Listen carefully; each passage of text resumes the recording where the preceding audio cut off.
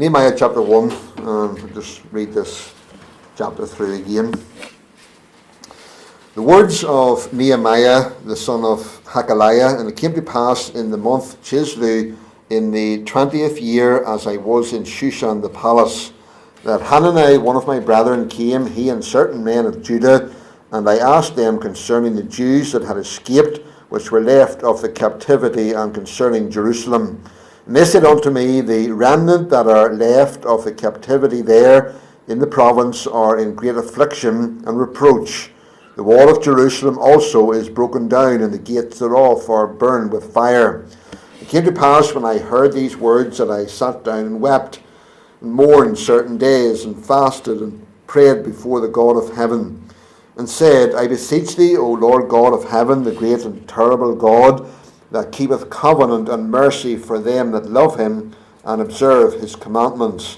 Let thine ear now be attentive, and thine ears open, that thou mayest hear the prayer of thy servant, which I pray before thee now, day and night, for the children of Israel thy servants, and confess the sins of the children of Israel, which we have sinned against thee. Both I and my father's house have sinned. We have dealt very corruptly against thee, and have not kept the commandments, nor the statutes, nor the judgments, which thou commandest thy servant Moses. Remember, I beseech thee, the word that thou commandest thy servant Moses, saying, If ye transgress, I will scatter you abroad among the nations. But if ye turn unto me, and keep my commandments, and do them, though there were of you cast out unto the uttermost part of the heaven, yet will I gather them from thence, and will bring them unto the place that I have chosen to set my name there. Now these are thy servants and thy people, whom thou hast redeemed by thy great power and by thy strong hand. O Lord, I beseech thee, let now thine ear be attentive to the prayer of thy servant, and to the prayer of thy servants, who desire to fear thy name. And prosper, I pray thee, thy servant this day. Grant him mercy in the sight of this man, for I was the king's cupbearer. Amen. May the Lord just bless that reading to our hearts. We saw last week that Nehemiah, after asking God to give attention to his prayer, he immediately turns to confessing sin. And we have that in the latter part of verse 6. It says, and confess the sins of the children of Israel, which we have sinned against thee. Both I and my father's house have sinned.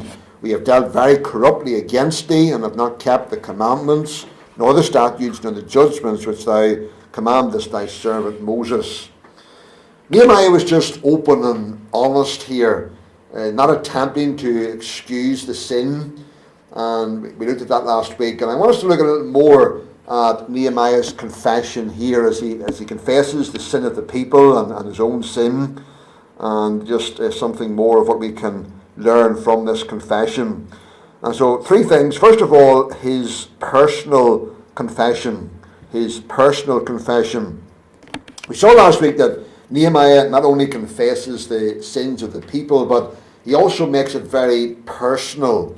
At the end of verse 6 there says, which confess the sins of the children of Israel, which we have sinned against thee. Both I and my father's house have sinned. So Nehemiah makes this confession of sin very personal. He involves himself with the people in confessing their sin. He identifies himself with the people and with his people in this confession. Remember, Nehemiah was living very far from Jerusalem at this time, the home of the Jews. And that was where his people had sinned and rebelled against the Lord and committed many of these sins that Nehemiah is confessing here, and the sins that he's referring to. Nehemiah was far enough away from this whole situation that he could easily have said, well, this has nothing to do with me. I'm not anywhere near this. It's really, I have no personal involvement in this. That's happening away over there in Jerusalem, and I'm far enough away from this. It really has nothing to do with me. He could have excused himself if he had wanted to from any responsibility. And remember, Nehemiah himself was a godly and a God-fearing and an upright man in himself. He could have treated the people of Jerusalem like Job's friends treated him. And remember Job's friends in the book of Job, how Job found himself sitting there in the ashes, scraping himself, and having lost all of his family and all of his possessions, and he was in great affliction. And how did these friends of his that came to him to comfort him, how did they treat him? Well, read things like, if you want to turn over to the book of Job, just the next book, we're in Nehemiah, Esther, and in the book of Job, chapter 8 and verse 6. We see just a couple of things here that Job's friends said to him. Job chapter 8 and verse 6. It says, "If thou wert pure and upright, surely now he would awake for thee and make the habitation of thy righteousness prosperous." In other words, this friend was saying to Job that if you were just pure and upright, he's really implying that Job wasn't upright, that Job wasn't pure, and that was why he was facing all of this calamity. And he's basically saying to him, if you were just a good person, if you were pure and upright, well, God would prosper you, and he would help you. And then turn over to chapter 11 of Job and verse 5 and 6. Chapter 11, verse 5, another one of his friends here says to him, "O that God would speak and open his lips against thee, and that he would show thee the secrets of wisdom, that they are double to that which is. Know therefore that God exacteth of thee less than thine iniquity deserveth." So this friend was telling him, well, actually God's not even treating you as badly as you deserve. That would have been very comforting for Job, wouldn't it? In all of the things that he was facing, to be told that God's not even punishing you half as much as he should be. And so basically what we're trying to say here is that from their high and lofty position, with everything going well for them, these friends of Job were just standing in condemnation of them, in condemnation of him. They were self-righteous, just like the Pharisees. They were just, from their position, were just trying to tell Job that it's because you've sinned and because you're not a good person that all these bad things are happening to you. Well, is that what Nehemiah did here? Remember, the people of God are in affliction there in the city of Jerusalem, and things are not going well for them. Nehemiah is nowhere near them, and he's not personally involved in their situation. And so Nehemiah, if he had wanted to, he could easily have stood on the heights of his own virtue and righteousness, and he could have denounced the sins of his people. He could just have condemned them like Job's friends condemned him here. But he didn't do that. Nehemiah fully identified himself with his people in their sins. He didn't put himself above them.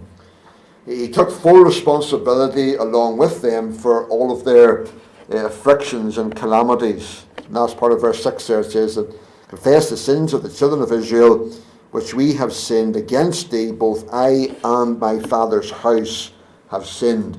So we have here Nehemiah's personal confession. He involves himself personally with the sins of his people there and confesses those sins. So that's the first point, his personal confession. But then secondly, his sin's personal character. Sin's personal character. In refusing to take that Pharisaic attitude, and by being willing to identify himself with his people in their sins, Nehemiah's example teaches us another very important truth in regard to sin. A truth that we need to understand very clearly. It's the truth that all of us are capable of committing every sin. All of us are capable of committing every sin. Sin's personal character is such that any one of us could commit any sin at any time. That's a terrifying reality, really, as we think of it. We tend to think of ourselves as good people, don't we? Think that we're not such bad people. But the reality is, even the best of people, that every one of us, we are capable of committing even the worst of sins. There's a seed of every sin within our own hearts.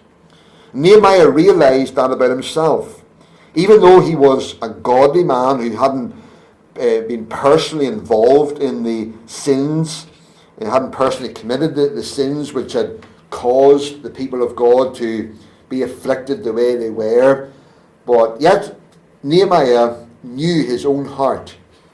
He knew that he had the potential to commit those same sins, those sins that the people had committed that had brought God's wrath upon them and caused their captivity and now their city to be in this awful state.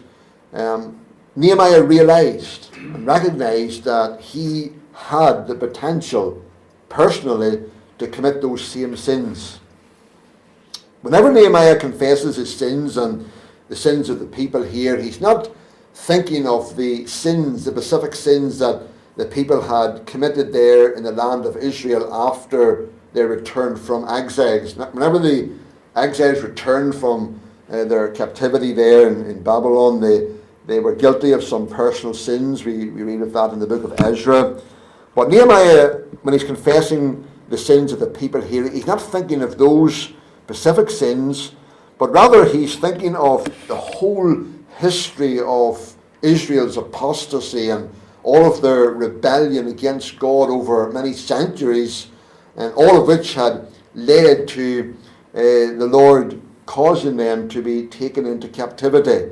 The culmination of all those centuries of constant rebellion against the Lord and constant just apostasy against him and turning from him, that eventually led to their enemies, the Babylonians, coming and conquering their land and taking them off into captivity, and indeed their present state of affliction there in Jerusalem.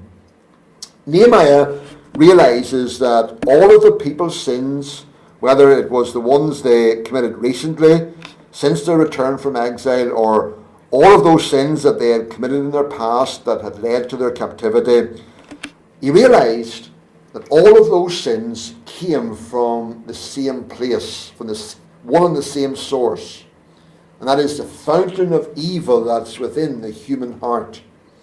That iniquity, that fountain of iniquity and evil that is within the hearts of all men.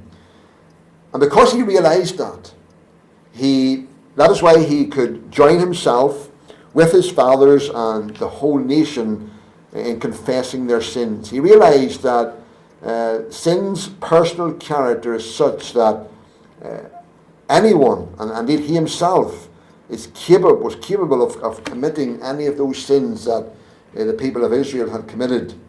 That's a very important truth for us to grasp, even as God's people today. The seed of every sin is within our hearts. And we look around us in the world and we see some terrible sins being committed. We see some terrible crimes and atrocities. But we must never forget that there are the seeds of those same sins in our hearts. We have the potential, if it wasn't for the mercy of God, we have the potential to commit any one of those sins. In a sense, we can't detach ourselves from the sins of others. You know, we're always so quick to condemn others, aren't we, and to point out other people's faults. We all tend to do it. It's a natural thing that we kind of point out other people's faults. We see other people's sins and failures greater than our own, and we're so quick to point those things out. John chapter 8 and verse 7, Jesus said, "He that is without sin among you, let him first cast a stone." So we should never be condemning others and pointing out other people's faults until we first realize our own hearts and recognize that we're not perfect, that we might not be personally committing those same sins that we're pointing out in others, but we're committing other sins. And there's other failures in our lives. And 1 John 1 verse 8 says, if we say that we have no sin, we deceive ourselves and the truth is not in us. So we're only deceiving ourselves, John tells us, if we think that we're above others and that we don't sin like others are sinning. 1 Corinthians 10 verse 12, that him that thinketh he standeth, take heed lest he fall. And that's a warning to all of us. If we think that we're standing and we think that we're a great people, well, we need to be careful. We need to take heed in case we fall. We make the mistake sometimes of focusing on individual or particular sins as if those things were the root of the matter. Yes, we need to face up to individual sins. We need to confess them. We need to repent of those individual sins. But we must realize that individual sins are not the root of the problem. The root of the problem is, as Jeremiah said, the heart is deceitful above all things and desperately wicked. And whenever we are tempted to point out the faults in others, and as we even look at our own lives, we must never forget that within every one of us there's a heart that's evil, that's desperately wicked, a heart that is deceitful, a heart that can deceive us into thinking that we're all right and we can stand in judgment of others when all the while we're not perfect and we do commit sins. Our hearts are like a fountain from which every sin is capable of pouring out. And that's a truth we must never forget. If we don't realize that, if we don't face up to that, and we don't live in the light of that, then we will be like Job's friends. We will be self-righteous Pharisees who condemn sin in others, but don't see the reality of our own hearts. That our own hearts are as capable of committing any sin, any of the sins that others are committing. Nehemiah realized the personal character of sin. He realized that his own heart was capable of it. Nehemiah knows himself and his own heart, and he has a spirit of true humility. I think that really stands out about Nehemiah here. He had a real spirit of humility. He wasn't putting himself above the people. He wasn't like a self-righteous Pharisee condemning the people and as if he had no involvement personally. He's open and he's honest, and he just openly and honestly identifies himself with the people. He realizes that individual and particular sins, such as the Jews had committed whenever they returned to their homeland there, these were just simply the symptoms of the underlying sinful nature and character. He also realized that circumstances ordered by God stop individuals from being as wicked as they possibly could be. God in his mercy, and this is a wonderful thing to see even in our own lives and the lives of people around us. God in his mercy, he puts people in situations and in circumstances that prevents them from sinning in every way that they are capable of sinning. And sometimes we look around us in the world and we see bad things happening, and sometimes we wonder why the world's not worse than it is. Why there are not more people who commit these terrible crimes. We've seen on the news just in this past week that young teacher down in the south of Ireland so callously murdered. And we wonder sometimes, why does that not happen more?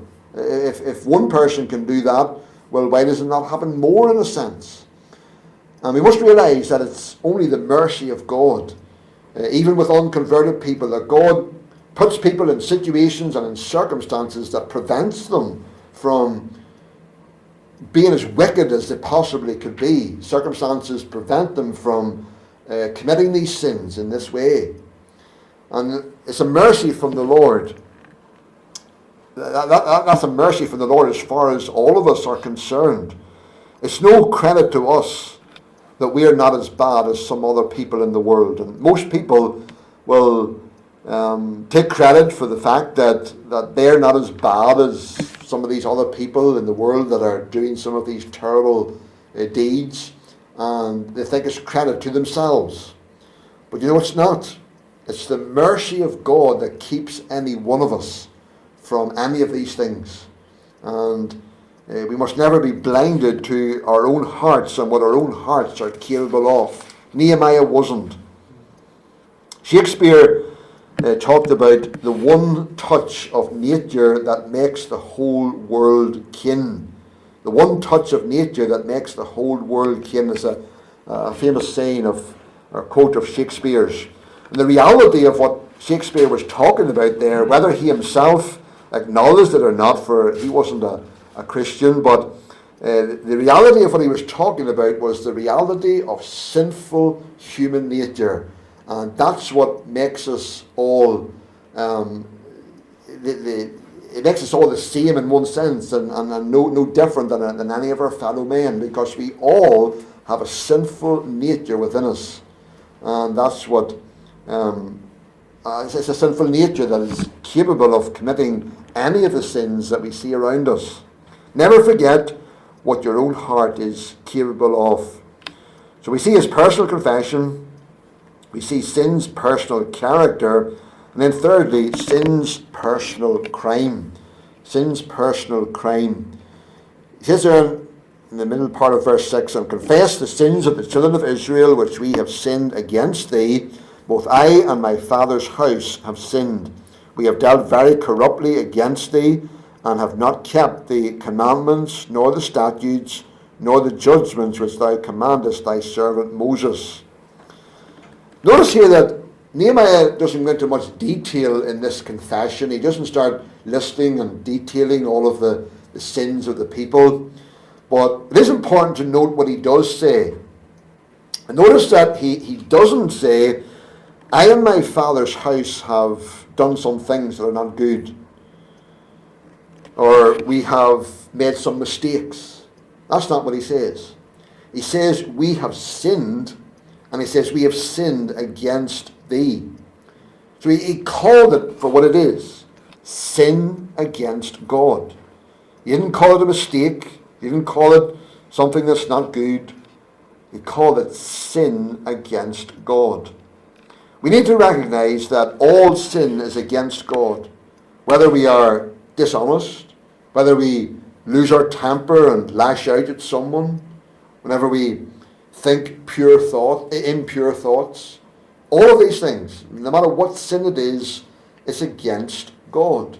And all sin is an affront to God. It's an offense against God. It's an insult to God. It's a disrespect of God. It's an outrage against God. Every sin, that's really what lies behind it. David, remember, after committing sin with Bathsheba and then murdering her husband in an attempt to cover up his sin, he acknowledged this in Psalm 51, verse 4. Against thee, thee only, have I sinned and done this evil in thy sight. He realized sin is a personal crime against God. Yes, David had sinned against Bathsheba. He had sinned against her husband. He had committed wicked deeds against them. But he realized that ultimately what he had done was he had sinned against God. These things were against God. Beginning of verse 7 there, it says, we have dealt very corruptly against thee. What was the prodigal son's first confession whenever he returned to his father? Luke 15:18 it says, Father, I have sinned against heaven and before thee. Yes, he had sinned against his father. He had wasted his father's goods. He made a mess of himself and of his life. Yes, he had done all of that. He had corrupted himself. But in doing all of that, he had first and foremost sinned against heaven, against God. Nehemiah's confession here really teaches us two things about sin. One, it's a corruption of ourselves. We have dealt very corruptly against thee, he says. So sin is a corruption of ourselves. And then secondly, it's an affront to and an offence against God. Sin really is dealing corruptly against God. It's like we're setting our corruptions, our hearts, our sinful hearts in opposition to God and to his commands. The things that are pleasing to us and pleasing to our sinful nature and our depraved hearts, we prefer those things to the commands of God. He goes on, he says, and have not kept the commandments, nor the statutes, nor the judgments which thou commandest thy servant Moses. God, through his servant Moses, had given the people of Israel his commandments and his statutes and laws. And Israel knew that all through their history.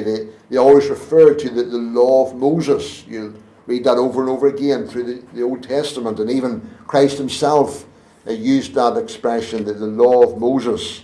It was God's laws given through Moses to his people. And these were the moral precepts by which they were to order their lives and regulate their lives so that they could live their lives for God's glory. But their sin, Nehemiah says here, was that they hadn't kept those laws and those commands. They had rebelled against them. They had went their own way. And in doing that, they had dealt very corruptly against God. So their sin was a personal crime against God. May God help us to own up to our sin, to confess it openly and honestly as Nehemiah did here, not trying to excuse it, not trying to excuse ourselves from it, realizing the potential of our own hearts and realizing that when we do sin, that we are sinning against God. That is the nature of our sin. That's against God, and that's what should grieve us most of all and help us to turn from sin.